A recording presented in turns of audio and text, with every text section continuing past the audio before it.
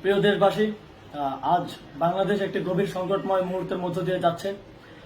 এখন পর্যন্ত আমাদের প্রাপ্ত খবর অনুযায়ী আওয়ামী লীগ, ছাত্রলীগ, যুবলীগের সন্ত্রাসীরা গুলি করে কুপিয়ে প্রায় 30-এর অধিক শিক্ষার ছাত্র জনতাকে হত্যা করেছে এবং দিন শেষ হতে হতে এই সংখ্যাটা কোথায় গিয়ে দাঁড়ায় আমরা জানি না।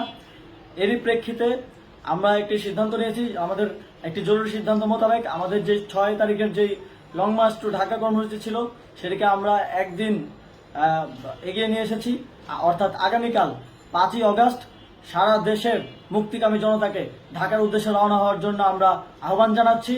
যারা পারবেন, যাদের পক্ষে সম্ভব হবে, আজ রাতেই আপনারা ঢাকার উদ্দেশ্যে রওনা হয়ে যান। আমরা আগামীকাল সারা দেশের মুক্তিকামী জনতাকে ঢাকায় আসার আহ্বান জানাচ্ছি। বিশেষ করে ঢাকার আশেপাশে যে জেলাগুলো আছে, আপনারা দায়িত্ব নিয়ে মসজিদের মাইকে ঘোষণা দিয়ে যাদেরকে পাবেন সবাইকে নিয়ে ঢাকার উদ্দেশ্যে রওনা হন। এই লড়াই আমাদের জন্য একটি চূড়ান্ত লড়াই। আমরা চূড়ান্ত ঘোষণার জন্য প্রস্তুত। আমরা গণভবনের দিকে যাত্রার জন্য প্রস্তুত এবং সেই উদ্দেশ্যেই আপনারা সবাই ঢাকা আসুন। আমরা আপনাদের সবাইকে নিয়ে আমাদের চূড়ান্ত দাবি আদায়ে এগিয়ে যাব। আমি জানি না সমন্বয়করা আজকে রাতে বেঁচে থাকতে পারবে কিনা, কিন্তু আপনাদের উপর আমরা এই দায়িত্ব দিচ্ছি। আপনারা সবাই নিজ দায়িত্বে ঢাকায় আসবেন আগামীকাল এবং পরশু পরিস্থিতি বিবেচনা করে পরশু গণভবনের দিকে 4 দিক থেকে আমরা রওনা হব। আমরা খুব আতঙ্কের সাথে লক্ষ্য করছি যে ছাত্রলীগ, যুবলীগ এবং আওয়ামী লীগের গুন্ডারা পুলিশের অস্ত্র দিয়ে পর্যন্ত সাধারণ জনগণের উপর হামলা করছে। কিন্তু একটি সুখের খবর হচ্ছে, সারা দেশের বিভিন্ন স্থানে সেনাবাহিনী ছাত্র জনতার পক্ষে দাঁড়িয়েছে। আবার কিছু কিছু জায়গায় যেমন মিরপুর ও মোহাম্মদপুরে সেনাবাহিনী ছাত্র জনতার বিপক্ষে দাঁড়িয়ে গুলি চালাচ্ছে।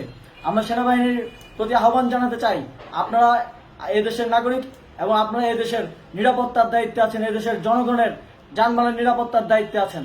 আপনারা দেশের পক্ষে এবং দেশের জনগণের জন্য কাজ করবেন। কোনো খুনি সরকারের জন্য, কোনো খুনি রাজনৈতিক দলের জন্য কাজ করবেন না। এটি এদেশের জনগণ আপনাদের থেকে প্রত্যাশা করে। আমাদের এই আন্দোলনে সম্পূর্ণ সমর্থন দিয়ে হয় নিরপেক্ষ থাকুন, অথবা এই খুনি বাহিনীকে, সরকারের খুনি বাহিনীকে প্রতিহত করুন, তাদেরকে যথাযথ শাস্তির আওতায় নিয়ে আসুন। যেই কারফিউ সরকারের পক্ষ থেকে ঘোষণা করা হয়েছে, আমরা স্পষ্টভাবে বলতে চাই, সেনাবাহিনী এই ধরনের কোনো কারফিউ বাস্তবায়নের জন্য মাঠে না নামে। যদি মাঠে নামে তাহলে সেনাবাহিনী স্পষ্টভাবে অফিসিয়ালি জনতার বিরুদ্ধে দাঁড়াবে। আমরা চাই না সরকারের এই ষড়যন্ত্রে সেনাবাহিনী পা দিক।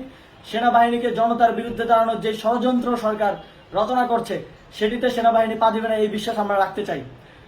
আওয়ামী লীগ আজ সারা দেশে তাদের খুনি বাহিনীকে নামিয়ে দিয়েও ছাত্র জনতার প্রতিরোধের মুখে টিকতে পারেনি। রাজপথের পরাজিত শক্তি হিসেবে তারা সেনাবাহিনী সহ অন্যান্য বাহিনীকে আমাদের বিরুদ্ধে কাজে লাগানোর চেষ্টা করছে।